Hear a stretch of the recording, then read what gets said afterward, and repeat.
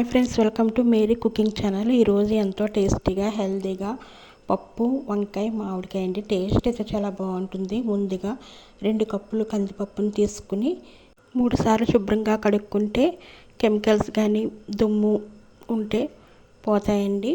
3 సార్లు శుభ్రంగా కడుక్కున్న తర్వాత 8 కప్పులు వాటర్ వేసుకోవాలండి. ఎక్కువ వేసుకున్నా పర్వాలేదు, ఎందుకంటే పప్పు మనం పలచగా చేస్తున్నాము కనుక. తర్వాత 1 గంట సేపు నానబెట్టి ఉంచాలండి. ఇప్పుడు వంకాయలు, పచ్చి మామిడికాయ, 1 ఉల్లిపాయ, 5-6 పచ్చిమిరపకాయలను మనం కట్ చేసుకుందామండి. మామిడికాయని తొక్క తీసిన తర్వాత చిన్న చిన్న ముక్కల కింద కట్ చేసుకోవాలండి. తర్వాత వంకాయలను కూడా కట్ చేసుకోవాలండి. వంకాయలు కట్ చేసేటప్పుడు సాల్ట్ వేసుకుంటే వంకాయలు కంటెక్కకుండా నిలబెక్కకుండా ఉంటాయండి. తర్వాత వంకాయలన్నీ కట్ చేసుకున్న తర్వాత ఇప్పుడు మనం నానబెట్టి ఉంచినటువంటి పప్పును తీసుకోవాలండి. నానబెట్టి ఉంచడం వలన పప్పు త్వరగా ఉడుకుతుంది, జీర్ణం త్వరగా అవుతుందండి. ఇప్పుడు నానబెట్టి ఉంచినటువంటి కందిపప్పులో వంకాయ ముక్కలు, పచ్చిమిరకాయలు, ఉల్లిపాయ ముక్కలు వేసుకోవాలి. తరువాత కట్ చేసుకున్నటువంటి మామిడికాయ ముక్కలను కూడా వేసుకోవాలండి.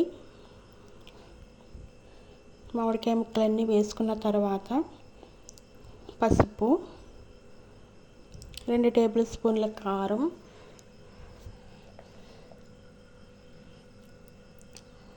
తగినంత నెయ్యి కూడా వేసుకుని వాటర్ అడ్జస్ట్ చేసుకుని కుక్కర్ మూత పెట్టి 4 విజిల్స్ వచ్చే వరకు పప్పును మెత్తగా ఉడికించుకోవాలండి. ఇప్పుడు ప్రెషర్ పోయిన తర్వాత పప్పును బాగా మెత్తగా మెదుపుకోవాలండి. అందులో ఉన్నటువంటి టెంకను, మనం వేసినటువంటి టెంకను పక్కన పెట్టుకోవాలి. 2 స్పూన్లు ఉప్పు వేసుకుని బాగా మెదుపుకోవాలండి. పప్పు మెత్తగా ఉడికింది కాబట్టి 1 మినిట్ మెతుపుకుంటే సరిపోతుంది.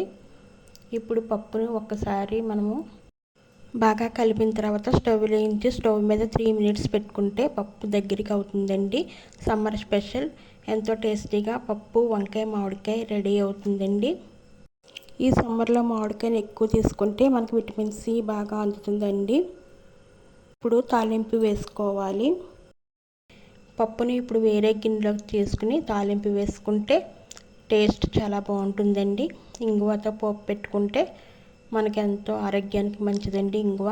ఇప్పుడు పాన్ పెట్టుకుని ఆయిల్ హీట్ ఎక్కిన తర్వాత మెంతులు, ఆవాలు, జీలకర్ర, దంచినటువంటి వెల్లుల్లిపాయలు, మజ్జిగ మిరపకాయలు, ఎండుమిరపకాయలు వేసుకుని కరివేపాకు కూడా వేసుకుని ఒకసారి బాగా కలిపిన తర్వాత పోపును తీసుకెళ్ళి ముందుగా మనము ఉడికించి పెట్టుకున్నటువంటి పప్పు వంకాయ మామిడికాయలా వేస్తే ఎంతో టేస్టీగా పప్పు రెడీ అవుతుందండి. ఓకే అండి, మేరీ కుకింగ్ ఛానల్ ప్లీజ్ సబ్స్క్రైబ్ చేసుకోండి, లైక్ చేయండి, షేర్ చేయండి, కామెంట్ చేయండి. Thank you so much. Bye అండి.